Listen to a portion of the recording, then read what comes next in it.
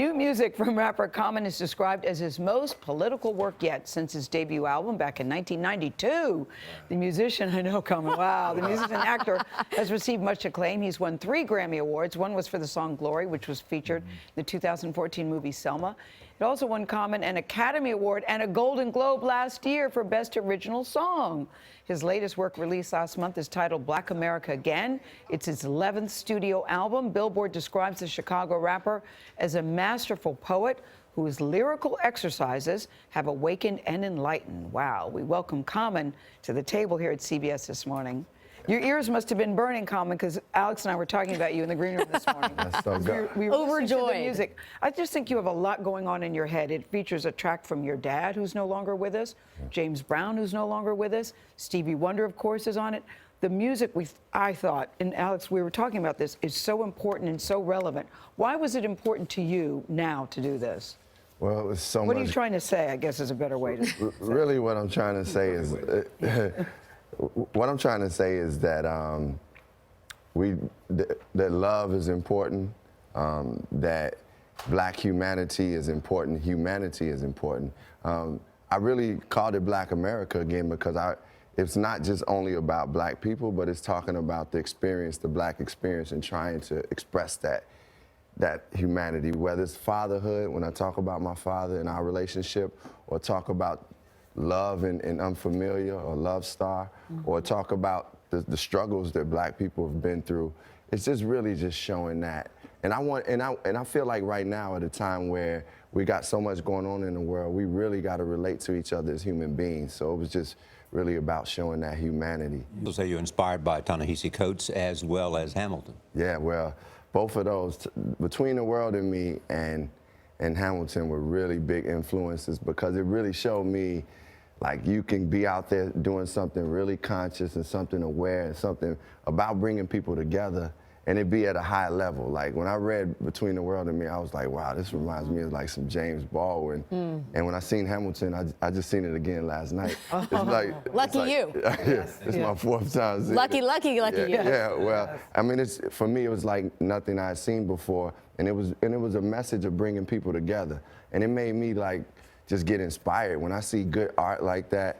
And it reminds me of what my purpose is in art, and that's to bring people together. Well, let's talk about the album itself. You have amazing contributors. John Legend's back on the album, Bilal. You mentioned Stevie Wonder. What was that like? I mean, to get Stevie Wonder on a song, Yeah. like his song Happy Birthday, which was one of the songs that like got Dr. King's birthday to be a national holiday. I used to play that as a little kid and didn't even know exactly. I knew it was about Dr. King, but I didn't know it was like going towards that message. So for me to have him on a song called Black America Again, where I have James Brown talking, and you know, we're talking about rewriting the Black American story. Yeah. It was just like, man, It's a heavy moment. I can't believe this. Like, just to have him sitting there in the studio singing and deciding what we're about to write about with him. I mean. And you teamed up with Ava DuVernay for her documentary 13th. Yes. Which I'm, knock on wood, is hoping will be nominated for an Oscar. But you went to her and said, I want to write something for this piece. Why?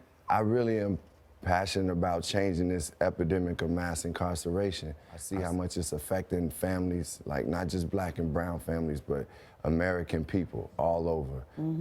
And when I knew that she was doing it, Ava has a tendency to do work. She does work that's really like, it shifts the human spirit. It brings up conversation. She does work that's powerful. When I knew she was doing 13th, and I just read the new Jim Crow, it was like by Michelle Alexander, I was really like, I want to talk about this. And I pursued her.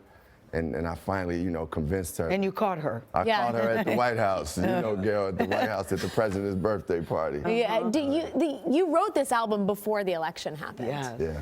And it is coming out at a moment where there is deep divide in the country. It's a fractious moment in American history.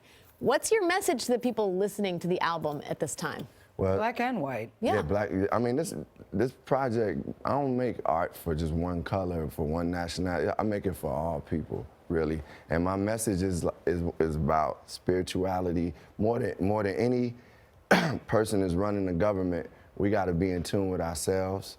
And that message is in that music, about loving each other, about respecting women. Like I have a song called The Day the Women Took Over. It's just like, if the world could be better if we just let that energy, that love energy flow that comes from women. You like the day women took over. Yeah. It's happening. Charlie Rose's Charlie. language. Yeah. Charlie, you're like that? Yes, absolutely. Yes. You also have said that your diet helps you as a rapper. Yeah, it does, actually. I mean, you're looking good, so what is Well, it? thank you. What's the Thank you, secret? too.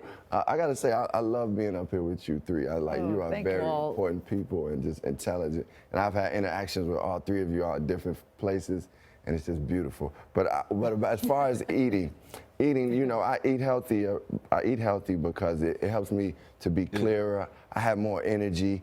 I feel like that's the ways that it helps me as far as rapping goes. Like I've noticed the difference in like the clarity in my voice and my thoughts when I eat healthy, and it's just you live to not just live to eat. Though I enjoy, I still like enjoying Yes, the good. foods. Yes. But I know I would rather take care of my body and my soul. Yeah. Before you go, I have to ask you about Kanye. I know you and Kanye are friends. I would never expect anybody to bash a friend. Yeah. But is there a time when you just want to say, dude, what are you doing? He was at Trump Tower, meeting with Donald Trump. What do you say, or what do you think about that, or what do you want to share with us? Well, like about as you that? said, Gail, that's my brother. He's I a know. good brother, and for me, like as friends, I don't have to agree with everything that Kanye does. I still love him. I particularly would, if his intention was really what he said it was, which was to go help the people about helping the issues in Chicago, then I gotta say, hey, if that's his intention, I respect that. I don't think necessarily, that's not anything that I would particularly do. And I'm able to disagree with Kanye and be like, look, yeah, that ain't my move. I don't know. Let me know why you did that. But I mean, and we'll go from there. But I mean, we're still, that's my brother.